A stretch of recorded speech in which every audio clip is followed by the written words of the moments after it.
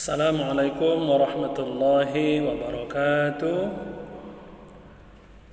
Kembali di pertemuan ini pada bab kedua setelah kita liburan, setelah anak-anak mualim liburan, kini kembali kita belajar. Walaupun belajar kita dari jarak jauh, tapi semangat tetap kuat, ya nak ya. Nah, pada bab ketujuh kemarin kita sudah bahas tentang zakat, infak, dan sedekah. Nah, sekarang pada bab ke-8 kita akan mempelajari tentang kisah keteladanan Nabi Yunus alaihi salam. Jadi anak-anak mualim semua yang kelas 6 jangan ada kalau nanti ditanya orang apa itu AS, dijawab pula Amerika Serikat. Salah ya nak ya. Kisah keteladanan Nabi Yunus AS itu alaihi salam. Kalau Nabi Muhammad SAW sallallahu alaihi wasallam. Nabi-nabi yang lain AS alaihi salam. Nah, apa keteladanan Nabi Yunus alaihi salam? Pada halaman 100. Perhatikan nanti anak ya. Kisah para nabi yang sudah kita pelajari harus dijadikan teladan dalam kehidupan sehari-hari. Pada kisah Nabi Yunus alaihi salam yang dapat kita teladani yaitu harus selalu ingat Allah Subhanahu wa taala dalam keadaan lapang maupun sempit. Maksudnya ketika kita diberikan nikmat oleh Allah Subhanahu wa taala harus bersyukur dengan cara terus melaksanakan perintah Allah Subhanahu wa taala dan menjauhi larangannya. Akan tetapi jika kita mendapat musibah atau cobaan seharusnya bersikap sabar, tetap berdoa dan bermohon pertolongan kepada Allah Subhanahu wa taala. Sebagai pelajar yang baik harus terus rajin belajar agar tercapai cita-cita yang diinginkan. Tidak lupa untuk selalu berdoa kepada Allah Subhanahu wa taala. Jangan lupa untuk selalu meneladani sikap-sikap terpuji yang dimiliki Nabi dan Rasulullah Subhanahu wa taala. Sikap terpuji yang kita teladani sangat bermanfaat untuk diri sendiri dan orang lain. Nah, perhatikan halaman 101. Nabi Yunus alaihi salam diutus untuk kaum Bani Israel. Keadaan orang-orang Bani Israel sangat memperhatikan pada saat sebelum diutusnya Nabi Yunus alaihi salam. Tingkah laku, moral dan akhlak mereka sudah rusak.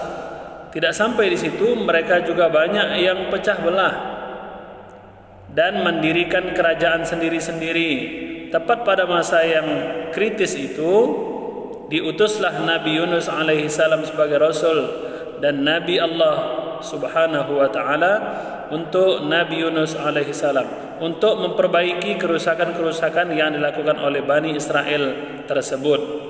Bani Israel itu cukup mengesalkan, cukup bandal, susah untuk dibilangi. Sampai saat ini daerah Israel sana itu terus memusuhi Palestina. Kenapa? Karena mereka itu bandal. Karena mereka susah untuk dibilangi. Nah, itu pada masa Nabi Yunus. Pada masa Nabi Musa dulu diluangkan Allah dalam Al-Quran ketika Nabi Yunus mengatakan ketika Nabi Musa mengatakan wa idh qala Musa liqaumihi ya qaumi innakum zalamtum anfusakum biittikhadhikumul ajla fatubu ila bari'ikum faqtulu anfusakum dhalikum khairul lakum 'inda bari'ikum fataba 'alaikum innahu huwat tawwabur rahim. Lalu mereka menjawab, Wa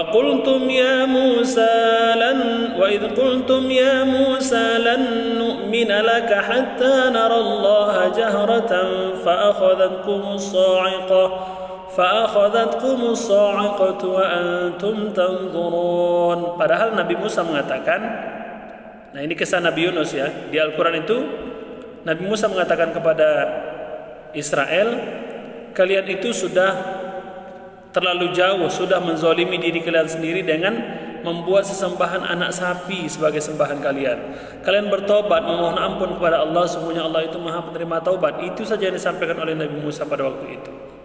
Sama dengan kaumnya Nabi Yunus, diutus pada kaum Bani Israel. Lalu Bani Israel mengatakan orang-orang Israel mengatakan pada masa itu, wa idz qultum ya Musa, dan ketika mereka mengatakan ya Musa, wahai Musa, lan nu'mina, kami tidak akan mau beriman kepadamu hatta narallaha jahran, hingga kami melihat Allah secara jelas, secara nyata. Kapan Allah itu bisa dilihat?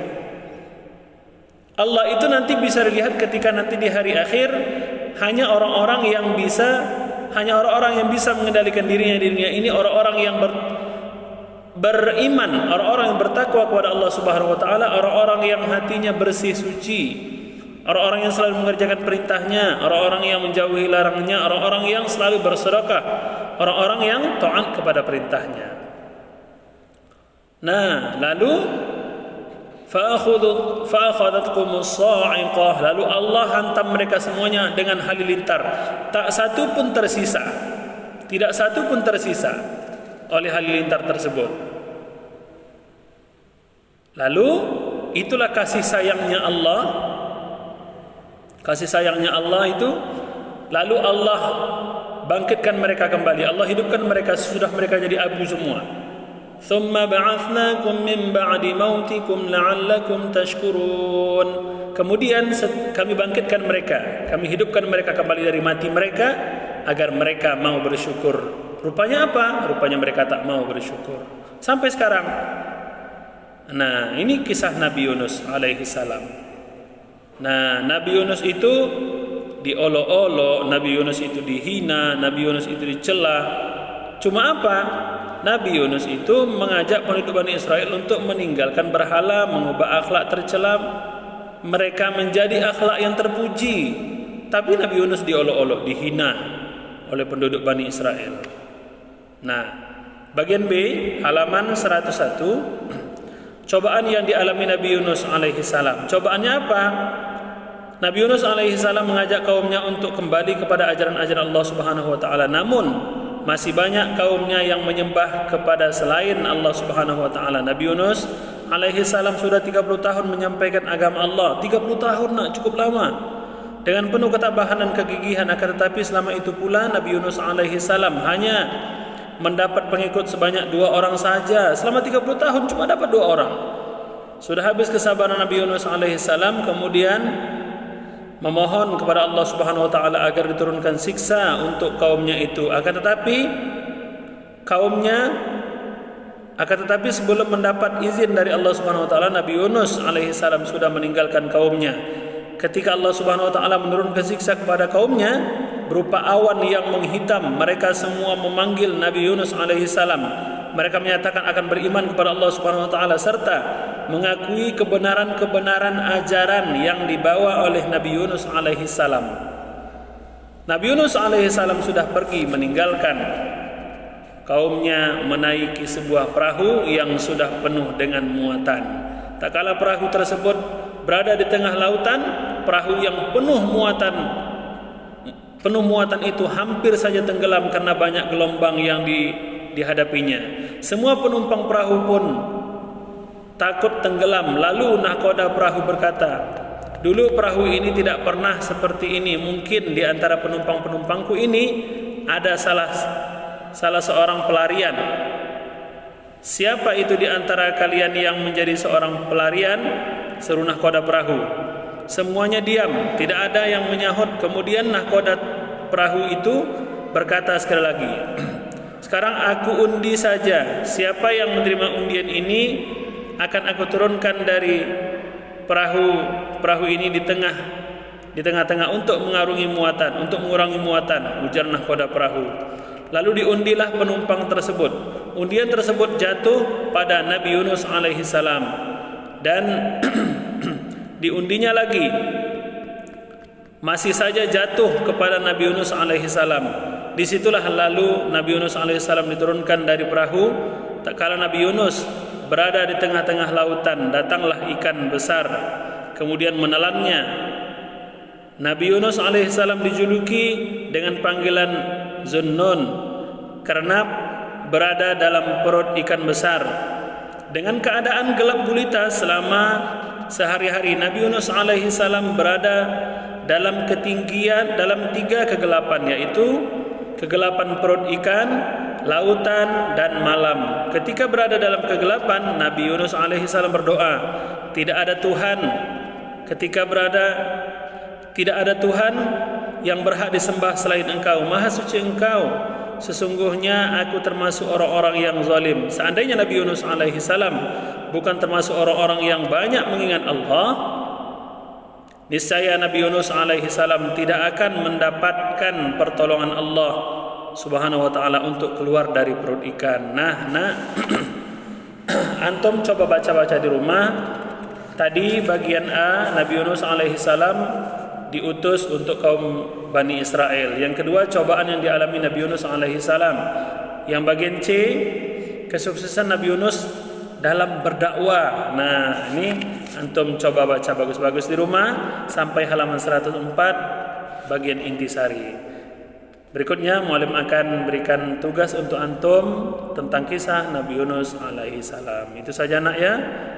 Terima kasih, semoga semangat terus dalam belajar. Allah jadikan antum orang-orang yang cerdas dan berguna untuk orang-orang kemudian hari. Terima kasih, thank you very much. Wassalamualaikum warahmatullahi wabarakatuh.